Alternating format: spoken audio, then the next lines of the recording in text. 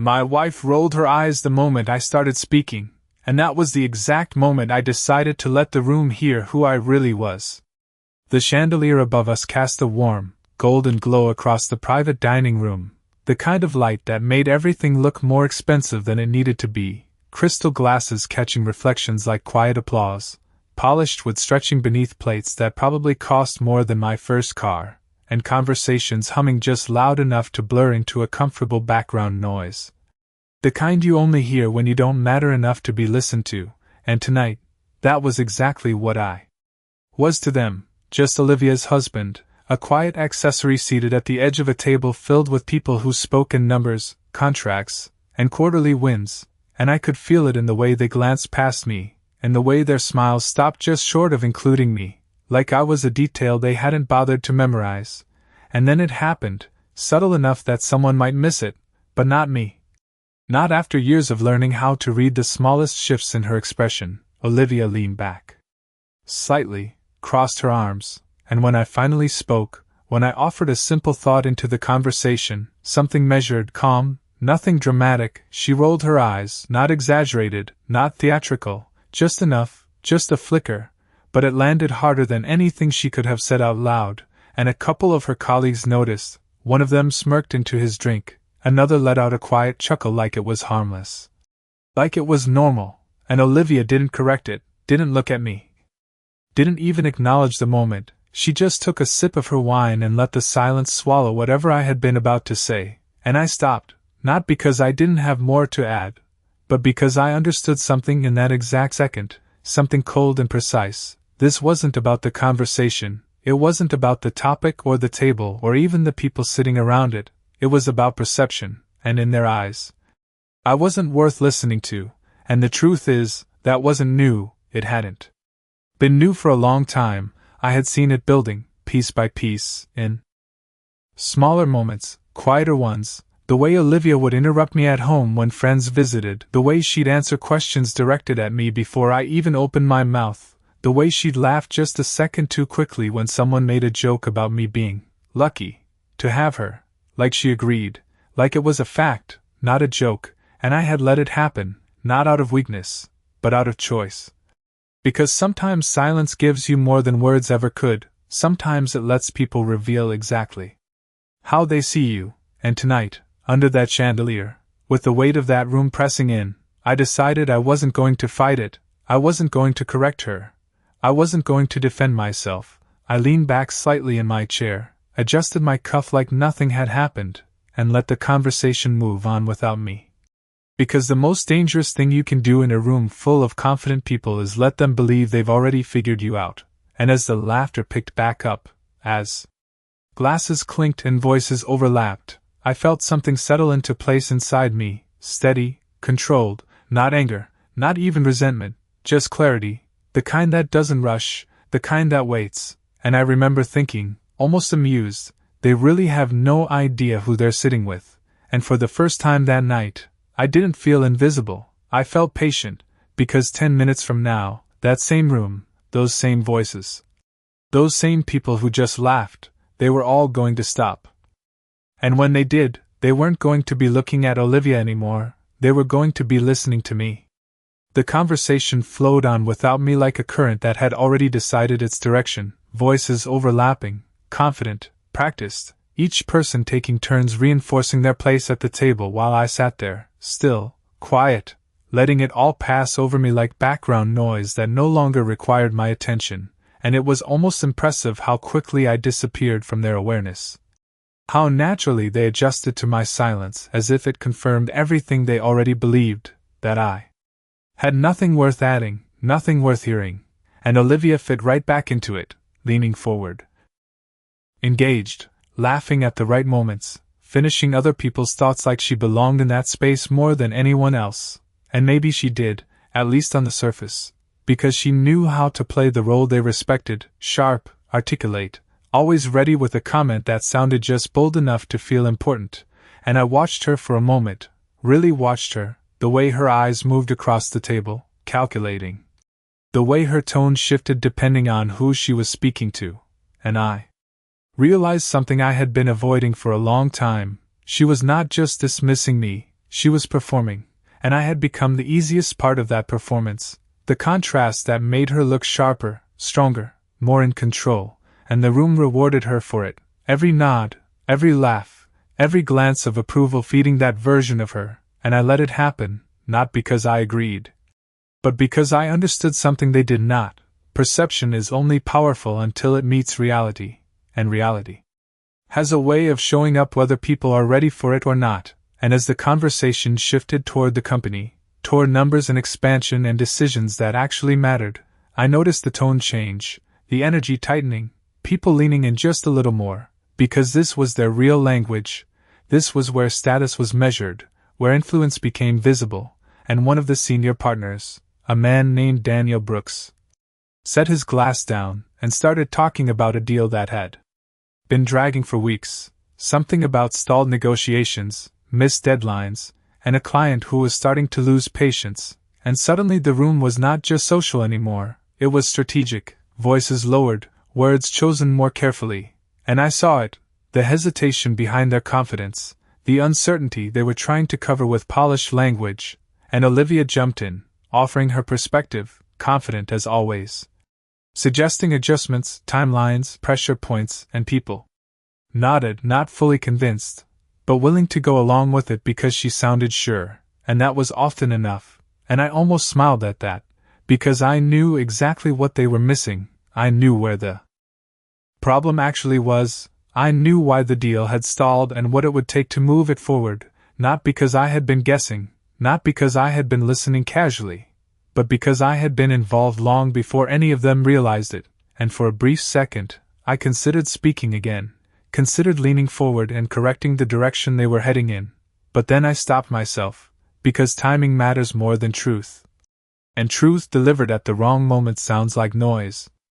And I was not interested in being noise anymore, so I stayed quiet, let them talk, let them circle around the problem without seeing it, let Olivia continue to build on an idea that sounded right but was fundamentally off, and I could feel it building. That subtle tension in the room when something is not quite working but no one wants to admit it yet, and then it happened. Daniel leaned back slightly, exhaled, and said they might need to bring in someone else, someone who understood the structure behind the deal better, someone with a deeper view of how it was originally built, and there was a pause, small, but noticeable, like the room itself was waiting for an answer it did not have, and in that pause, I finally moved, just enough to set my glass down. Just enough to shift the weight of the moment without saying a word yet, because sometimes the most important part of being heard is not speaking first. It is choosing the exact second when everyone else runs out of answers. The sound of my glass touching the table was soft, almost lost beneath the low hum of conversation, but something about the movement shifted the rhythm of the room just enough to draw a few glances in my direction, not attention, not yet, just curiosity. The kind that lingers for a second before people decide whether it matters, and for the first time that night, I did not look away, I let my gaze settle forward calm. Steady, like I had been waiting for that exact moment, and Daniel noticed it. First, his eyes narrowing slightly as if trying to place where he had seen me before, because people like him do not forget faces easily, they just forget the ones they think are unimportant, and now something about me did not quite fit that category anymore, not in that moment, not with the way I sat there, composed, unbothered, like I understood something the rest of them did not, and the silence that followed his comment stretched just a fraction longer than it should have, enough for discomfort to start creeping in, enough for someone to feel the need to fill it, but no one did, because uncertainty has a way of slowing people down. And I could feel Olivia shift beside me, subtle, but I knew her well enough to catch it, the slight tension in her posture, the way her fingers tightened around her glass, because she sensed it too, something was changing, something she had not planned for, and she turned her head just enough to glance at me, not fully, just from the corner of her eye, like she was checking if I was about to do something inconvenient, something that might disrupt the image she had carefully maintained all evening. And I almost found that funny, not in a cruel way, just in a quiet, internal way, because for years she had treated my silence as a limitation, never realizing it was a decision, and decisions can change, and when they do not ask for permission, they just happen, and I leaned forward slightly, resting my hands loosely on the table, not in a way that demanded attention, but in a way that made ignoring me just a little harder, and Daniel spoke again, more directly this time, saying they needed someone who understood the original framework of the deal, someone who had been there at the beginning, someone who knew why it was structured the way it was. And that was when I spoke, not loudly, not forcefully, just clear enough to cut through the space between us, and I said, "The structure is not the problem." And the effect was immediate, not dramatic, not explosive, just a shift, like a room adjusting its focus. A few heads turned, a few expressions changed, because now there was something unexpected in the air, something they had not accounted for, and I continued steady, measured, explaining in simple terms where the breakdown actually was, not in the numbers they were debating, not in the timelines Olivia had suggested, but in the initial assumptions that had guided the entire deal, assumptions that no longer matched the client's current position, and I could see it as I spoke, the realization beginning to form, subtle at first, then clearer, like pieces of a puzzle finally aligning in a way that made sense, and no one interrupted me, not because they were being polite, but because they were listening, really listening, and that is a different kind of silence. One that carries weight, one that holds attention instead of dismissing it, and Olivia went completely still beside me, her earlier confidence replaced by something quieter, something more uncertain, because this was not part of the script she had been following, this was not the version of me she had presented to them, and as I finished, I did not look at her. I did not need to. I could feel the shift without seeing it. I could feel the room recalibrating. And Daniel leaned forward slightly, his expression no longer dismissive, no longer distant, but focused, engaged, like he was seeing me for the first time, and he asked a single question, simple, direct, the kind that only comes when someone realizes they might have been wrong, and that was the moment everything changed, not because I had raised my voice, not because I had demanded attention, but because I had chosen the exact moment when it could no longer be ignored. Daniel did not look away when he asked the question, and that alone told me everything I needed to know, because men like him do not shift their attention unless something has earned it, and now the room that had dismissed me 10 minutes ago was waiting, not politely, not casually, but with a kind of focused silence that carries expectation, and I answered without hesitation, not rushed, not eager, just steady. Explaining how the client's priorities had shifted months earlier, how the structure they were still relying on had been designed for a version of the deal that no longer existed, and as I spoke, I kept it simple, clear, no unnecessary details, because clarity is what holds attention, not complexity, and I could see it landing, not just with Daniel, but around the table, heads tilting slightly, expressions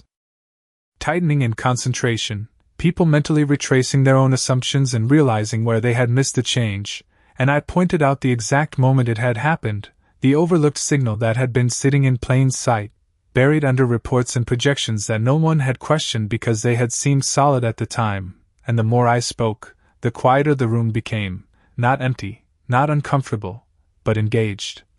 The kind of silence that builds when people recognize something real, something they cannot dismiss, and Daniel leaned back slightly, his fingers resting against the side of his glass, his expression no longer skeptical, no longer distant, but thoughtful, calculating, and then he nodded once, slow, deliberate, like he had just confirmed something for himself, and that nod carried weight, because it did not just acknowledge what I said, it validated it in front of everyone else. And that is when the shift became undeniable, because now the others followed. One by one, small reactions at first, a glance, a slight nod, a quiet agreement, and the energy at the table changed direction, no longer circling the same problem, but moving toward a solution they had not considered before, and I could feel Olivia beside me, still, almost too still, like she was trying to process what was happening without drawing attention to herself. Because this was not just about the conversation anymore, this was about the image she had built, the version of me she had presented, and how quickly it was unraveling in real time, and for a brief second, I thought about looking at her, about acknowledging that shift, but I did not, because this moment was not about proving her wrong, it was about letting reality speak for itself, and Daniel asked another question, more specific this time, about how to realign the deal, about what steps needed to be taken to correct the course. And I answered just as calmly, outlining a path forward, not as a suggestion, not as a guess, but as something that had already been considered, already been mapped out. And that was when the second realization hit them, not just that I understood the problem, but that I had been ahead of it, that I had been operating on a level they had not seen, and the room reacted to that differently, not with surprise this time, but with respect, subtle but unmistakable, in the way they listened, in the way they no longer interrupted, in the way their attention stayed fixed on me instead of drifting. And Daniel exhaled slowly, a small smile forming at the corner of his mouth, not amused, not impressed in a superficial way, but satisfied, like he had just found the answer he had been looking for. And he said my name, clearly, directly, not as an afterthought, not as someone else's guest, but as the person he was now addressing. And when he did, the rest of the table followed his lead, because that is how rooms like this work. Attention moves with authority, and authority had just shifted, and for the first time that night, I felt the weight of every eye on me, not passing over me, not ignoring me, but focused, intentional. And I did not change my posture, I did not raise my voice.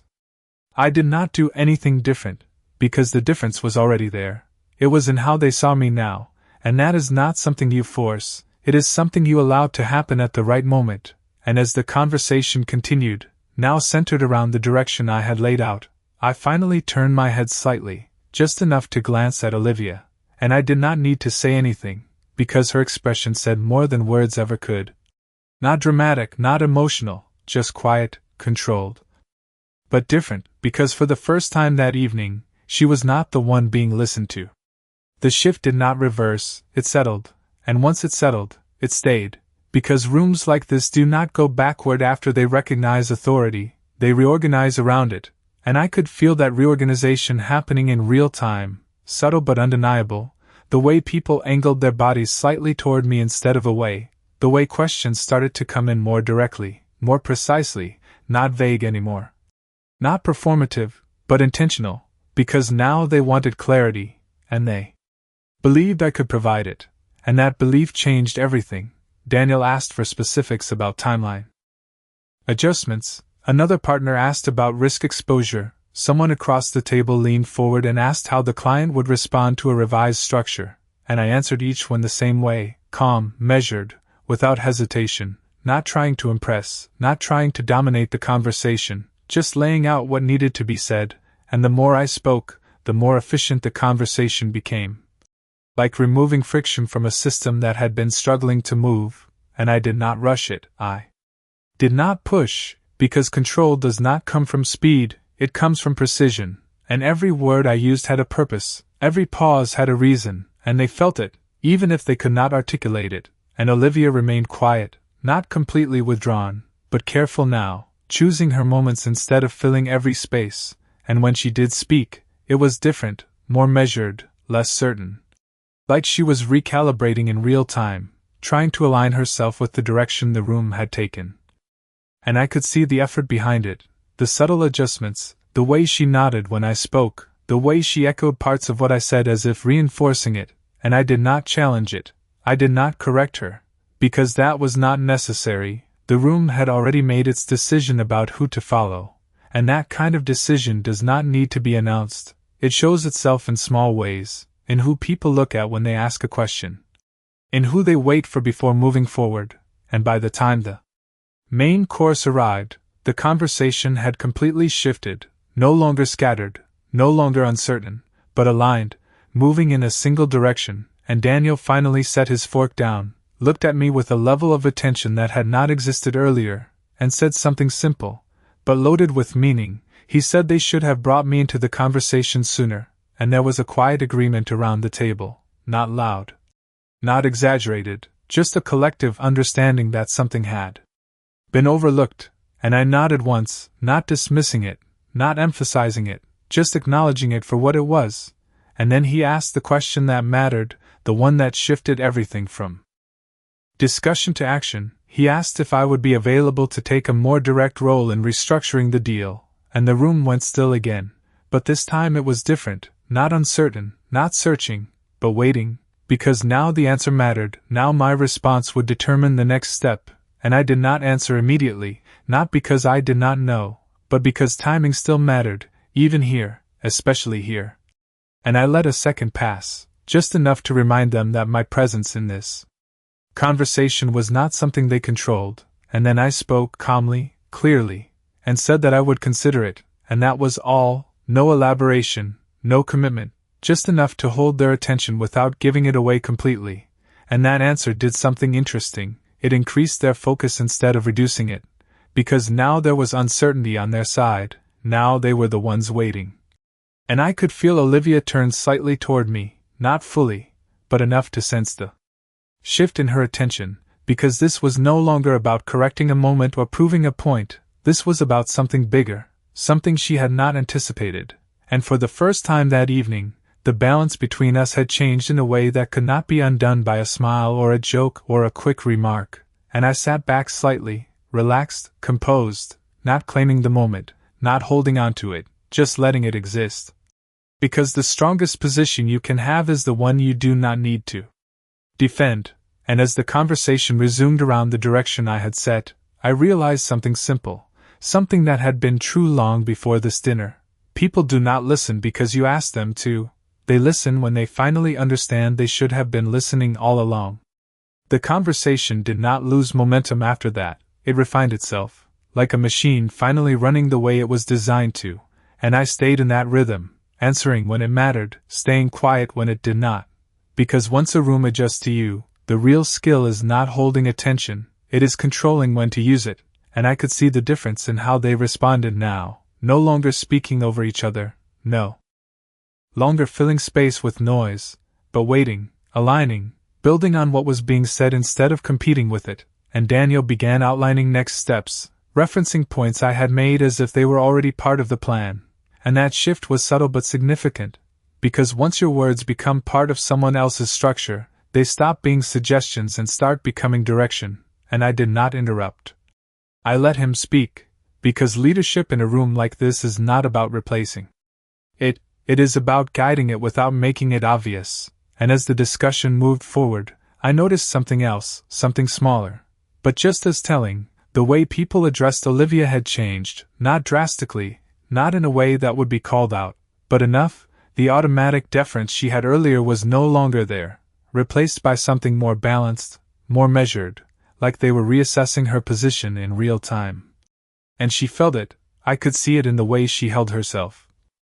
Still composed, still controlled, but more aware now, more deliberate, choosing her words with care instead of confidence alone, and for the first time that evening, she asked me something directly, her voice calm, but with a different tone behind it, asking how I would approach the client's next move, and I answered without hesitation, not looking at her, but not avoiding her either, just treating it like any other question. Because the shift between us was already understood, it did not need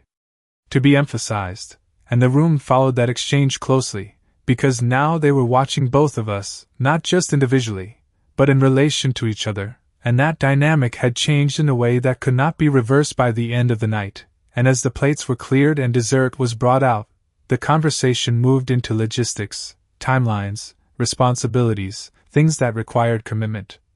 And Daniel circled back to me again, more direct this time, asking not just if I would consider being involved, but what it would take for me to step in fully, and that question carried weight, not just professionally, but personally. Because it was not asked lightly, and I let it sit for a moment, not to create tension, but because the answer mattered, and I could feel Olivia's attention shift again, sharper now, more focused, because this was the moment where everything connected, the perception, the reality, the future, and I answered simply, saying that involvement would depend on having full clarity and control over the structural changes, that partial solutions would not work, that if I stepped in, it would be with the authority to implement what needed to be done, and nothing less, and the room absorbed that, not pushing back, not negotiating immediately, but considering it, because now they understood the cost of not doing it right, and Daniel nodded again, slower this time, more deliberate, like he was weighing not just the proposal, but the person making it, and then he said they would make it work, that they would align the resources. That they would support the structure if it meant closing the deal the right way, and that was the moment it became real. Not just a conversation, not just a shift in perception, but a change in position, and I did not react outwardly, I did not smile, I did not lean in, I just acknowledged it with a small nod, because the moment did not need to be celebrated, it needed to be held, and as the conversation began to wind down, the energy of the room settled into something different, something quieter, more respectful. And when people finally started to stand, gathering their things, exchanging final comments, I noticed the way they spoke to me now, directly, intentionally, no longer through Olivia, no longer around me, but to me, and that difference, more than anything said that night, was the one thing that could not be undone once it had happened. People began to stand slowly, chairs sliding back against polished floors, quiet conversations breaking off into smaller clusters, but the difference was already set. It showed in the way they approached me now, one by one, not out of politeness, not out of obligation, but with intent. Daniel was the first, extending his hand with a firm, measured grip, holding eye contact just a second longer than necessary. The kind of gesture that carried acknowledgement without needing to say it directly, and he spoke about the next steps again, but this time it was not a general statement, it was directed at me, asking when I would be available to meet, how soon we could start aligning on the restructure, and I gave him a simple answer, clear, specific, because clarity is what people trust once they decide to trust you, and he nodded, satisfied, before moving on. Leaving a space behind him that others quickly filled, another partner stepped in, asking a follow-up question. Someone else mentioned wanting to review the framework I had described, and I responded to each one briefly, efficiently, not expanding beyond what was necessary, because once a point is proven, repeating it weakens it, and through all of that, Olivia stood just slightly behind the line of interaction, not excluded, not ignored, but no longer the center of it, and that was the part that could not be hidden. Not even with composure, not even with control, it was in the way people glanced at her now instead of looking to her, in the way her name was no longer the first one mentioned when discussing the deal, and she held it together well, better than most would, her posture steady, her expression neutral, even offering a few closing remarks to others as they passed. But there was a difference in the tone, a slight restraint, like she was adjusting to a new position that had not existed when the night began. And when the room finally began to thin out, the energy shifting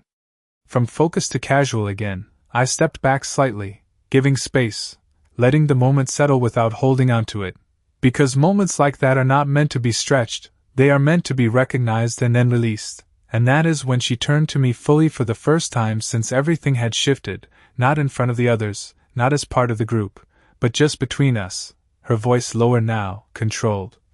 Asking a simple question about why I had not said anything earlier, why I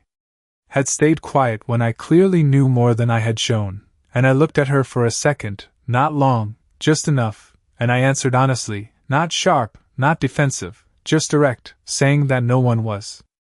listening earlier, and that changed everything, because the answer was not an accusation, it was a fact, and facts are harder to argue with than emotions, and she held my gaze for a moment, processing it, not responding immediately, because there was nothing easy to say to that, and for the first time that night, there was no performance in her expression, no polished reaction, just a quiet recognition of what had happened,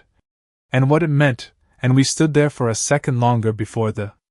last of her colleagues began to move toward the exit, calling her name, pulling her attention back into the group, and she turned slightly, responding, stepping back into that role, but not in the same way as before, because something had shifted that could not be undone by the end of the evening, and as we walked out together, side by side but not quite in sync, I noticed the small details that usually go ignored. The way people who passed us now nodded toward me first, the way a couple of them mentioned following up with me directly, and I did not react to it outwardly, I just kept walking, calm, steady, because the point had already been made, and the only thing left now was what came after, not in that room, not in that moment, but in everything that would follow it, because moments like this do not just change how people see you for one night, they change how they approach you moving forward. And that is where the real difference begins. The night air outside felt different, cooler, quieter, like the noise of the room had been sealed behind glass the moment we stepped through the doors, and for a few seconds neither of us said anything, just the sound of distant traffic and the soft echo of footsteps on the pavement as people filtered out around us, conversations breaking into smaller pieces, laughter fading into the background, and I kept my pace steady. Hands relaxed at my sides, not rushing, not slowing, because there was no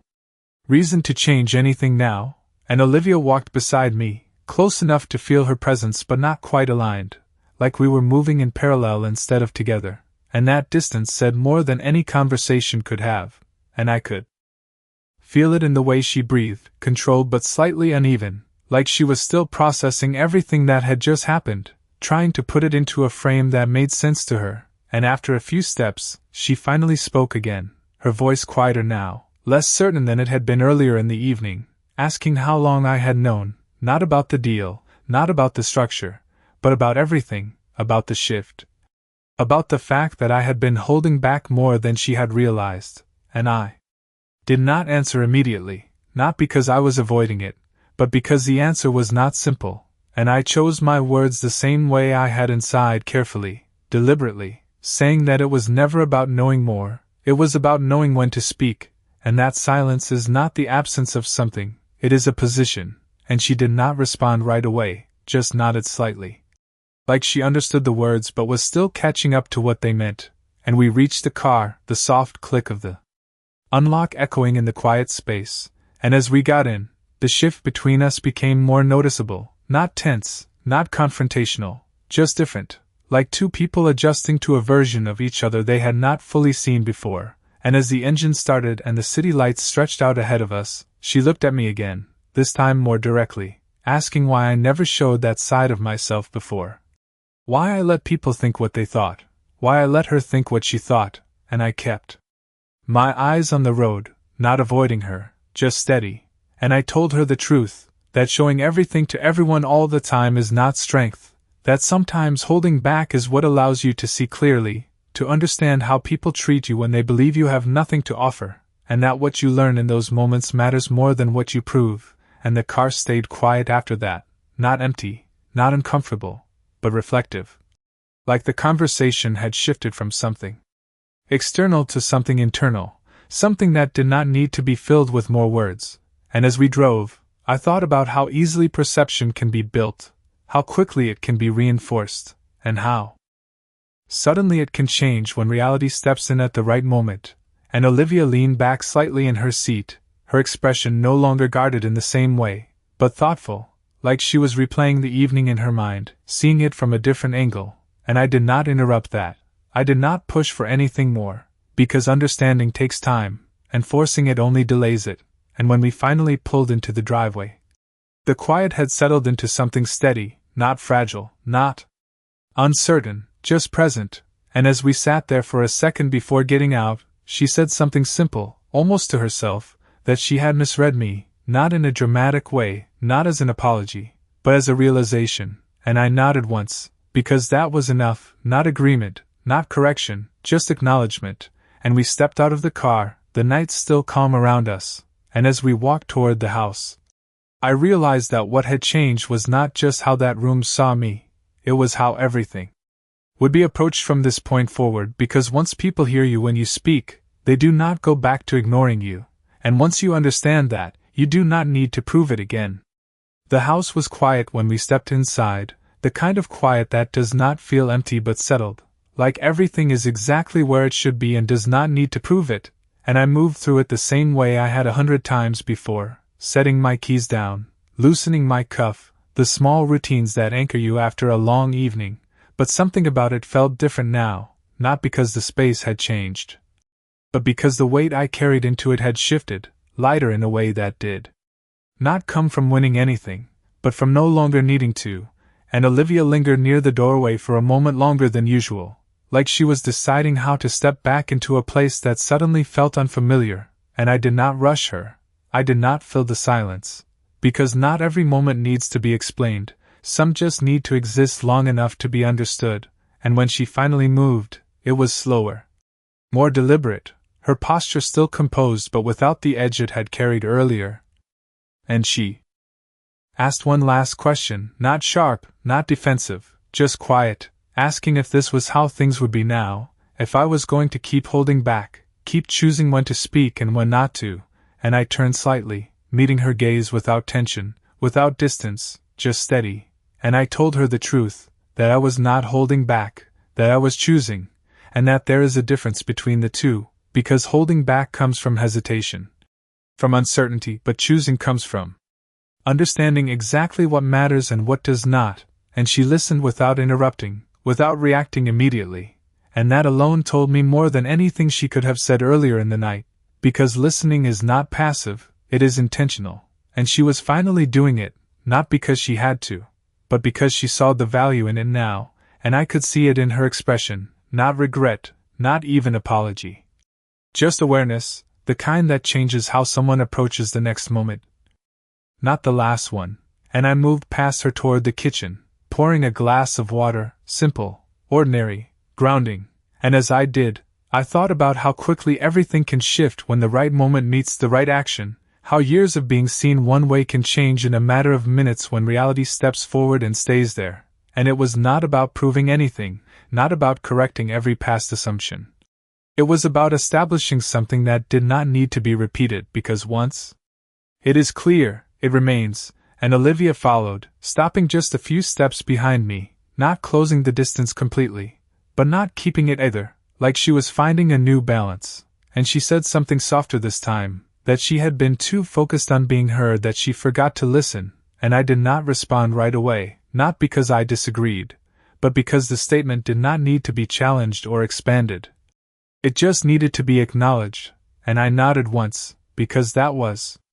enough, and we stood there for a second longer, the quiet no longer heavy, no longer uncertain, just present, and I realized something simple in that moment, something that had nothing to do with the dinner, nothing to do with the deal or the people at that table, but everything to do with what comes after. Respect is not built in one conversation, but it can begin in one, and once it begins, it changes how every conversation after it unfolds, and I set the glass down, turning off the light as I moved toward the hallway, not looking back, not needing to, because the shift had already happened, not just in how others saw me, but in how I chose to move forward, and that was the part that mattered most, not the attention, not the recognition, but the control over when and how it happens, because once you understand that, you do not chase being heard anymore, you decide when it is worth speaking, and when you do, people listen.